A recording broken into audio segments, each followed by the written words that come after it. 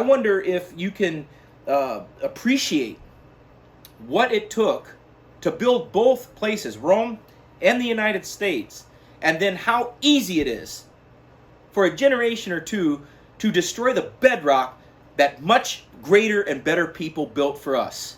Hey everyone, Reid Henrichs at Valor. Let's talk about what happened while Rome was burning and how that applies to the United States today.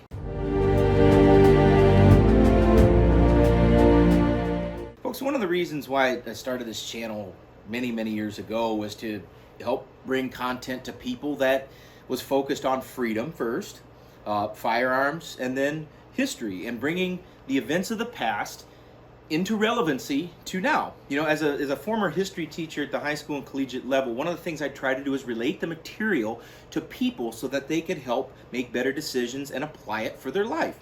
So the title of the video is While Rome Was Burning. So stick with me, and I'm going to bring some parallels from Rome and how that may or may not apply to the United States. That's up to the person watching the video to evaluate the information and to help make that analysis in their own life. So one thing I want to talk about is Rome, and I could do a whole series on just Rome and how it came about and how it started as a republic and then deteriorated into an empire. And you see a lot of parallels and a lot of similar things that happen in the United States.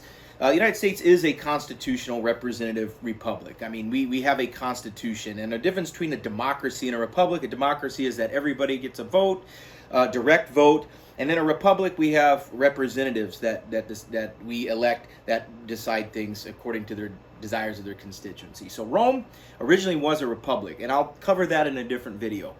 But as of right now, while Rome was burning, that phrase comes from the time when they had an emperor, right? You know, you had Julius Caesar, you know, you had Augustus Caesar, you had Tiberius, you had Nero. And that emperor, Nero, is when it talks about while Rome was burning. They say he played his fiddle while Rome was burning. Now, who is Nero? He's a degenerate, all right? He's one of these leaders that once he's all powerful in higher levels of government, he's just an absolute degenerate. You know, massive sexual immoralities, massive gluttony, hedonism, entertainment, you know, very unlike people in Washington, D.C. today. And Nero was so arrogant or just detached from any semblance of leadership that as Rome was burning, he played his fiddle. Well, what else was going on while Rome was burning? What was the culture in Rome like? Number one, the old phrase, bread and circuses. So what did bread and circuses refer to? Bread and circuses. Bread. As long as the people had bread and were satiated from hunger, and as long as there were circuses, entertainment, sporting events like gladiators, reenactments of dangerous events with chariot races, you know, people doing absurd athletic things in the Circus Maximus and the Colosseum, and venues very similar like of those. Now, people think in Rome it was just about the Colosseum. No, throughout the empire they had venues sprinkled around. You can read about a lot of these things if you can commit the time and the mental energy to it. The Decline and Fall of the Roman Empire by Edward Gibbons, as you can see it right here. That link is in the description box below if you want to look at that work of history. Widely regarded as the greatest work of history ever written.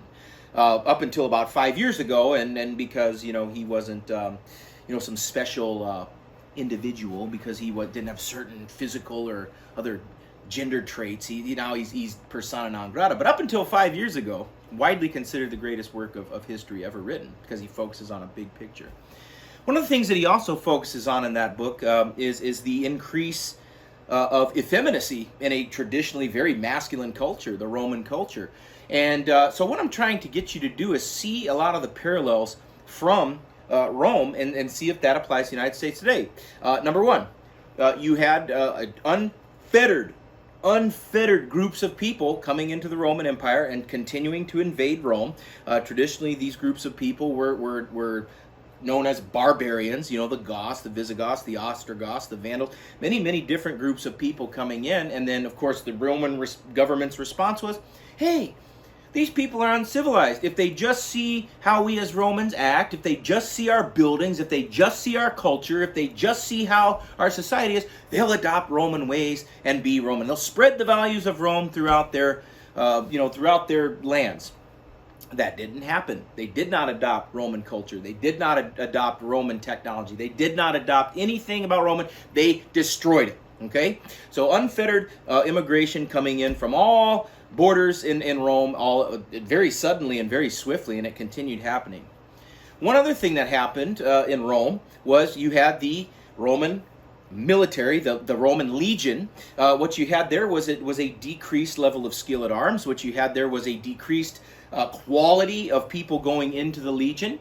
At first it was to be a Roman legionary, you had to be the best of the best, and citizenship mattered. I mean, if you were a person that was in the Roman legion, you valued Rome, you valued the Roman Republic and later the Roman Empire, you valued physical strength and conditioning, brotherhood, skill at arms, whether that was with the sword, the pike, the bow, cavalry, you name it. It was a highly valued thing to be good at your job and to have high standards to be in the Roman legion. As time passed on, the skill at arms decreased, the ability to endure physical hardship decreased, the value of Roman citizenship decreased, and people started joining the legion as a way to get citizenship. What we also have is a deterioration of virtue. Rome was huge in virtue, and when the Republic was around, virtue was the highest trend. It was, or the highest trait of a Roman citizen. So you can read a lot about those Roman virtues in the book that I mentioned earlier. And some of those virtues were patriotism, the love of Rome and the Roman values, which were a lot of times frugality, which was the rule of law was huge. I mean, people in Rome, it was a republic, and laws were very important there. And laws upheld the order of that republic. You had to have valid elections. Okay, the Senate was the elected body in the Republic. The Senate was very important to them, and the people and the quality of the senators themselves were very important as well. So the politicians in Rome had to have virtue. Some of these examples were the early consuls, where you had two people in charge, and they would bounce ideas off each other, and they had to be high caliber people, proven people that cared about Rome. Usually they were former generals. They were people that had a proven track record of love of Rome and had virtues. One of the early punishments for people, politicians that were convicted of corruption or bribery, one of the punishments is that they would put that individual and they would put a bag over their head and put a rat inside the bag and then dunk them into the river. They would dunk, and that was the punishment. Of course, the rat would eat through their skull and kill them. It was a horrific death. But the reason it was such a horrific death was because of what was expected of Roman politicians. The original saying of Rome was SPQR, Senatus Populesque Romanesque. And that was the Senate and the people of Rome. That was the point of it. So Roman legions would go to battle with these huge banners that said SPQR, and that's exactly what that phrase meant, was for the Senate and the people of Rome. And when that's just in that value, point being the value of being a Roman, the value of representative government, the value of serving in the Senate, the value of serving in the legion, and the ideal Roman citizen was to uphold virtue, very similar to the writings of our founders as well. And the last thing I want to talk about is the culture of doing things that matter, doing virtuous things, meaningful work, meaningful life. And as time went on in the Roman Empire, the deterioration was there in terms of what life was about. In other words, hard work, doing work that mattered, started being replaced with idle lifestyle, going to athletic events all the time, going to entertainment all the time, developing less and less and less moral values. That's when you start getting a lot of the sexual immorality. That's when you started getting a lot of the entertainment. That's when you started getting this idea of bread and circuses. And as all of those distractions happen, more and more barbarians closed in around the gates of Rome. And eventually that led to the decline and fall of the Roman Empire. And one final thing I'll mention. In Rome, especially with the empire, what you had endless, constant wars outside of Rome. All across their empire, they were involved in war in one way or another. They were at war for so long that eventually people of Rome did not know what it was like for peace. And of course, the longest, the Pax Romana with Augustus Caesar initiated a period of peace. Relatively speaking, yes, but overall they were involved in endless conflict, endless wars, constant fighting, until eventually everybody that were fighting eventually learned how they fought, and then learned how to fight against them. And eventually that led to the fall of Rome. And so I just wanted to throw that out there, of stories and fables of a society thousands of years removed, and here we are in the luxury of millennia past, looking back on that and mentioning those things. And I guess I want the viewer to see, does what happened in Rome have any relevance about what's happening today?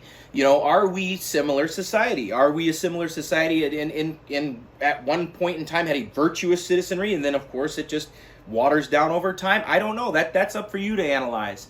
Are we a society that has increased effeminization of men? I don't know. That's up for you to decide. Are we a society that devalues skill at arms and wants to have people less and less armed? I don't know. You decide that. Do we have less and less virtuous people representing us in our representative republic? I don't know. That's for you to decide. I mean, let's give some examples here. Biden. Let's look at other examples. You know, we could look at people like Nancy Pelosi. I don't know. Let's look at other examples. People like Mitt Romney. I don't know, man. That's up for you to decide. You know, take a look at the people representing you or who you'd like to represent you, and then see if that reflects virtue. See if that reflects value. See if that reflects frugality. See if that reflects a respect for the United States and its Constitution, respect for the United States and its history and traditions, respect for the United States of America and its laws, respect for the United States and its borders. That's up for you to decide. And people will ask, well, that's a pretty simple thing, isn't it, Reid? I don't know. I think good historians and people that know what the hell they're talking about find ways to simplify complex issues and simplify it so that people can understand it. You know, that to me were the best teachers that I ever saw. And I wonder if you can appreciate what it took to build both places, Rome and the United States, and then how easy it is for a generation or two to destroy the bedrock that much greater and better people built for us. This is Reid Henrichs with Valor, reminding you the lessons that we learn are written on the tombstones of others. We'll see you on the ridge.